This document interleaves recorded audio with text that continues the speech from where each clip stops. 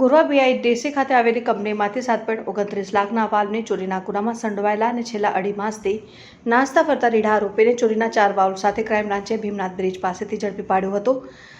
ઉલ્લેખનીય છે કે અગાઉ પણ આ વાલ્વ ચોરીના ગુનામાં 3 આરોપીની ધરપકડ કરાઈ છે। વડોદરા શહેરના વિવિધ ગુનામાં સજા કાપતા આરોપીઓને પોલીસ કમિશનર દ્વારા ઝડપી પાડવાની સૂચના કરવામાં આવી હતી, જેને લઈને ક્રાઇમ બ્રાન્ચની ટીમ શહેર વિસ્તારમાં પેટ્રોલિંગ કરી રહી હતી। તે દરમિયાન મળેલ માહિતીના આધારે ભીમનાથ બ્રિજ જતા રોડ પરથી મિલકત સંબંધિત ગુનાઓ આચરતો રીઢો આરોપી દિવ્યાંગ ઉર્ફે રાનુ વીરબહાદુર રાણાને એક્સેસ મોપેડના આગળના ભાગે રાખેલ વાલ્વ નંગ 4 સાથે ઝડપી પાડ્યો હતો। ક્રાઇમ બ્રાન્ચ દ્વારા તેની પાસે એક્સેસ મોપેડ અને વાલ્વ નંગ 4ના પુરાવા રજૂ કરવા જણાવતા તે રજૂ નહીં કરી શક્યો, જેથી આ શખ્સ પર વધુ શંકા જતા તેની ઘનિષ્ઠ પૂછપરછ કરી હતી। ત્યારે તેને પોતે તેના મિત્ર તરફથી મળેલી ટીપના આધારે એક્સેસ મોપેડ પર ગુરવા બીઆઈડીસી કૃષ્ણા ઇન્ડસ્ટ્રીયલ એસ્ટેટ ખાતેની કંપનીમાંથી 17 માર્ચથી 20 માર્ચ દરમિયાન રાત્રિના સમયે 7.29 લાખના 83 વાલ્વની ચોરી કરી હોવાની કબૂલાત કરી હતી।